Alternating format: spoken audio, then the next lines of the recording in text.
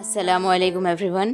In this video, you will learn about continuous and comprehensive evaluation and types of assessment.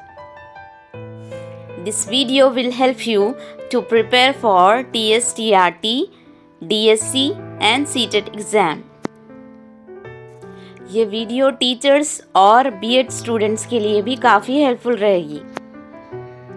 Before going to start, I would like to say, please do like, share and subscribe my channel to motivate me for making such more videos. तो चलिए अब हम video शुरू करते हैं. Continuous and comprehensive evaluation मुसलसल जामे जांच का बुनियादी मकसद तुलबा की आमोजिश को बेहतर बनाना, ताकि इनकी पेशरफ्त में इनकी मदद की जा सके, जिससे उनकी मजमूई नशोनुमा की राह हमवार हो सके. यानी सीसीए का जो मेन मकसद है वो स्टूडेंट्स की लर्निंग को बेहतर बनाना है, ताकि उनकी पेशरफ्त में मदद हो सके और उनकी मजमूई नशोनुमा यानी ऑलराउंड डेवलपमेंट की राह हमवार हो सके. तदरीस व आमोज़िश के दौरान जायज़े के ज़रिए जमा की गई मालूमात से असातिज़ा को मुतल्लिक़ा मज़ामीन में तुलबा की खूबियों और आमोज़िश की कमियों का तयन करने में मदद मिलती है. यानी टीचिंग लर्निंग प्रोसेस के दौरान जो भी स्टूडेंट्स की इंफॉर्मेशन कलेक्ट की जाती जमा की जाती है, उससे टीचर्स को मुतल्लिक़ा मज़ामीन यानी उस मुतल्लिक़ा सब्जेक्ट्स में तुलबा की खूबियों और आमोज़िश की कमी यानी लर्निंग में जो उनको कमी आ रही है उसका तयन करने में मदद मिलती. इस अमल से जमा मालूमात असातिज़ा को निसाब और तदरीस और आमोज़िश के तरीक़ेकार अंदाज़े नज़र को तुलबा की ज़रूरियात के मुवाफ़िक़ बनाने में भी मदद मिलती है. यानी इससे जो है टीचर्स को करिकुलम और तदरीस व आमोज़िश यानी टीचिंग लर्निंग प्रोसेस को स्टूडेंट्स की नीड्स के मुताबिक बनाने में मदद मिलती है.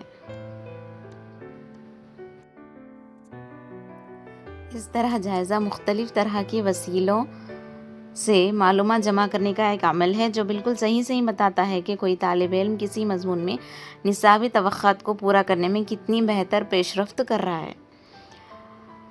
तो वसीले कौन कौन से हैं? रोज़मर्रा के असाइनमेंट्स है, रोज़मर्रा के मुशाहिदात है, बातचीत, मुज़ाहरे, प्रोजेक्ट्स, कारकर्दगियाँ, टेस्ट वगैरह हैं.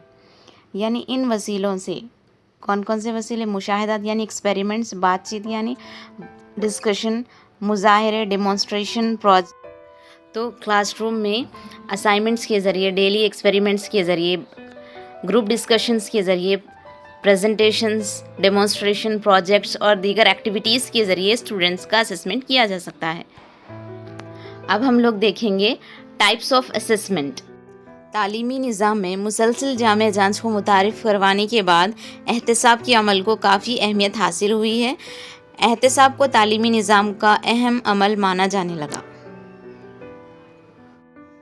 एजुकेशन सिस्टम में सीसी को इंट्रोड्यूस करने के बाद एहतसाब यानी असेसमेंट के अमल को काफ़ी इम्पोर्टेंस हासिल हुई और इसको तालीमी निज़ाम का अहम अमल माना जाने लगा. इसी के तहत एहतसाब के मुख्तलिफ़ अक़साम बताए गए हैं.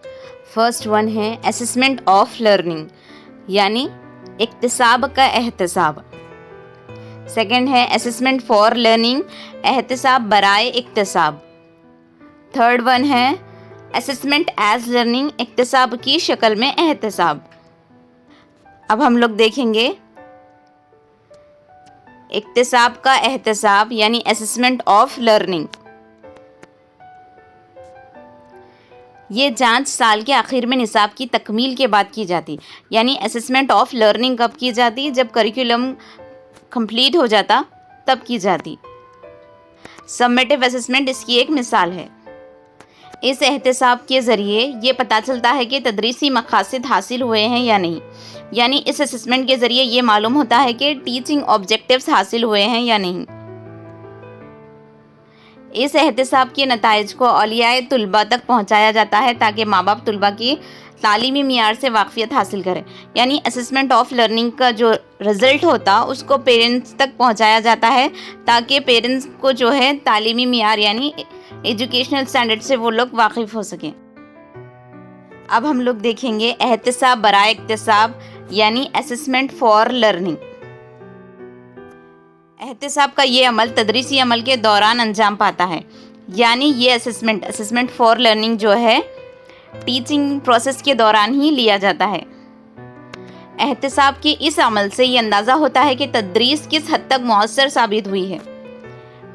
یعنی اسسمنٹ فار لرننگ سے یہ اندازہ لگایا جاتا ہے کہ ٹیچنگ کس حد تک افیکٹو ثابت ہوئی ہے. احتساب کے اس عمل سے معلم وقت ضرورت اپنے تدریسی طریقوں کو تبدیل کر کے اپنی تدریس کو بہتر بنا سکتا ہے. یعنی اسسمنٹ فار لرننگ سے ٹیچر وقت ضرورت اپنے ٹیچنگ میتھڈز کو تبدیل کر کے اپنی ٹیچنگ کو بہتر بنا سکتا ہے. تشکیلی جانچ فارمیٹیو اسسمنٹ اس احتساب کی ایک مثال ہے. تشکیلی جانچ جس کو فارمیٹیو اسسمنٹ بولیں گے وہ اسسمنٹ فار لرننگ کی ایک مثال ہے. تو فارمیٹیو اسسمنٹ کب کنڈکٹ کیا جاتا؟ بیفور دی لیسن، یا تو لیسن سے پہلے لے سکتے یا ڈیورنگ دا لیسن لے سکتے یا after the lesson.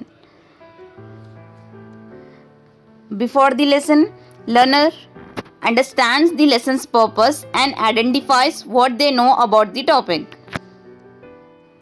Teacher determines what the learner knows and can do. During the lesson, learner monitors one's progress.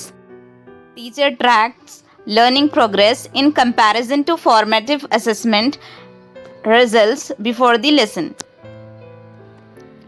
After the lesson, learner recognizes whether they have met the learning objectives. Teacher assesses whether learning objectives have been met.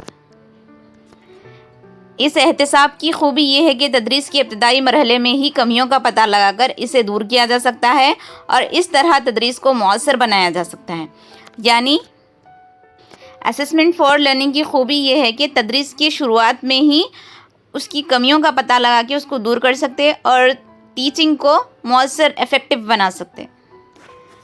Third ہے اکتساب کی شکل میں احتساب یعنی assessment as learning.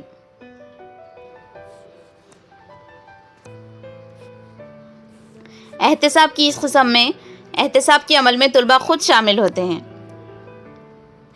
یعنی assessment as learning کے process میں طلباء اسٹوڈنٹس خود شامل ہوتے ہیں. طلباء خود اپنی جانچ کرتے ہیں یا پھر اپنے ہم جماعت ساتھیوں کے ذریعے ان کی جانچ کی جاتی ہے.